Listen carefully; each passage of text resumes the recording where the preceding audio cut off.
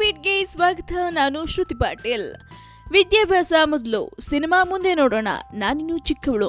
S, Rinku Rajguru ತಮ್ಮ ಸಣ್ಣ ವಯಸ್ಸಿನಲ್ಲಿಯೇ ಮಾಡಿದ ಮೊದಲ ಚಿತ್ರದಲ್ಲಿಯೇ ಪ್ರಖ್ಯಾತಗೊಂಡ್ರು.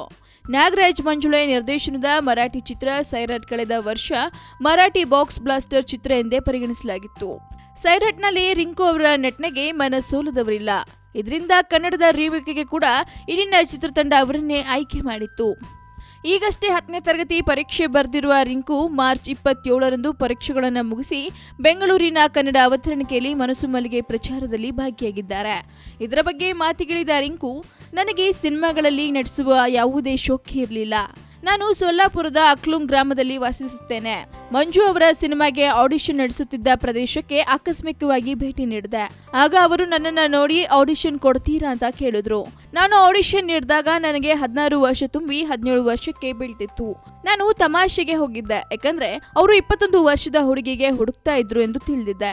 ನಾನು ಆಡಿಷನ್ ನೀಡಿದ ನಂತರವೂ ಅವರು 1 ವರ್ಷ ಆಡಿಷನ್ ನಡೆಸಿದ್ರು. ಆದ್ರೆ ಕೊನೆಗೆ ಅವರು ನನ್ನೆಲ್ಲಿಗೆ ಬಂದು ನನ್ನನ್ನೇ ಆಯ್ಕೆ ಮಾಡಿದ್ರು. ಅದು ಈಗ ನೆನಪಾಗ್ತಿದೆ. ಇದನ್ನ ನಿರೀಕ್ಷಿಸದ ರಿಂಕು ಅಚ್ಚರಿಗೊಂಡಿದ್ದಾಗಿ ತಿಳಿಸಿದ್ರು. ನಂತರ ತಮ್ಮ ಪೋಷಕರಿಂದ ಅನುಮತಿ ಪಡೆದು ಸಿನಿಮಾದಲ್ಲಿ ತೊಡಗಿಸಿಕೊಂಡಿದ್ದಾಗಿ ತಿಳಿಸುವ ಅವರು, ಯಾವ ನಟ ನಟಿಯರಿಂದಲೂ ನಾನು ನಟನೆ ಸ್ಫೂರ್ತಿ ಪಡೆದಿಲ್ಲ ಎಂತಾರೆ.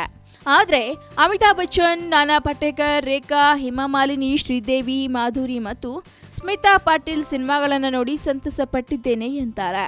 ಈಗ ಎಸ್ ನಾರಾಯಣ್ ಅವರ ರೀಮೇಕ್ ಚಿತ್ರ ಮನಸ್ಸು ಮಲ್ಲಿಗೆಯಲ್ಲಿ ನಟಿಸಿರುವ ರಿಂಕು, ನನಗೆ ಹೊರಗಿನವಳು ಎಂಬ ಭಾವನೆ ಮೂಡಲೇ ಇಲ್ಲ.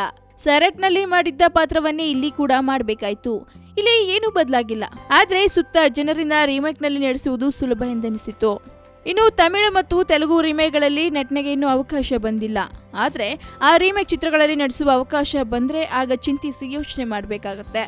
ಬಾಲಿವುಡ್ನಲ್ಲಿ ನಡೆಸುವ ಅವಕಾಶ ಬಂದಿರುವುದಾಗಿ ತಿಳಿಸಿರುವ ರಿಂಕು, ನನ್ನ ವೃತ್ತಿ ಜೀವನ ಹೇಗೆ ಮುಂದುವರಿಯಬೇಕು ಎಂದು ನಿಶ್ಚಯಿಸಿದ್ದ ಮೇಲಷ್ಟೇ ಅದರ ಬಗ್ಗೆ ಚಿಂತಿಸಬೇಕು ಎನ್ನುವ ಅವರು, ನಾನಿನ್ನೂ ಬಾಲಕಿ, ಈಗ ನಟನೆಯ ರುಚಿ ಹತ್ತಿರೋದ್ರಿಂದ ಅದನ್ನ ವೃತ್ತಿ ಜೀವನವಾಗಿ ಆಯ್ಕೆ ಮಾಡಿಕೊಳ್ಳಬೇಕು ಎಂದನ್ಕೊಂಡಿದ್ದೀನಿ. ಆದ್ರೆ ವಿದ್ಯಾಭ್ಯಾಸಕ್ಕೆ ನನ್ನ ಮೊದಲ ಆದ್ಯತೆ. ನನಗೆ ಕೆಲವು ಮರಾಠಿ ಸಿನಿಮಾಗಳಲ್ಲೂ ನಟಿಸುವ ಅವಕಾಶ ಕೂಡ ಬಂದಿದ್ವು. ಆದ್ರೆ ನನ್ನ ಪರೀಕ್ಷೆಗಳಿಂದ ಅವುಗಳನ್ನು ಒಪ್ಪಿಕೊಳ್ಳಲು ಸಾಧ್ಯವಾಗಲಿಲ್ಲ. ಕನ್ನಡದಲ್ಲಿ ಹಲವು ಮಾತುಗಳನ್ನ ಕಲಿತಿರುವ ರಿಂಕು ಚೆನ್ನಾಗಿದ್ದಾರೆ. ಊಟ ಆಯ್ತಾ? ಕನ್ನಡದಲ್ಲಿ ಹೇಳಿದ್ರೆ ನಿಮಗೆ ಅರ್ಥ ಆಗಲ್ವಾ? ಇಂಗ್ಲಿಷ್ನಲ್ಲಿ ಹೇಳಬೇಕಾ? ಮುಂತಾದ ಪದಪುಂಜಗಳನ್ನ ಲೀಲಾಜಾಲವಾಗಿ ಮಾತನಾಡ್ತಾರೆ. ಒಟ್ಟಾರೆ ರಿಂಕು ಇದೀಗ 17 ವರ್ಷದ ಹುಡುಗಿಯಾಗಿದ್ರು ಕೂಡ ಚಿಕ್ಕ ವಯಸ್ಸಿನಲ್ಲಿ ಎಲ್ಲರ ಖ್ಯಾತಿ ಗಳಿಸಿದ್ದಾರೆ.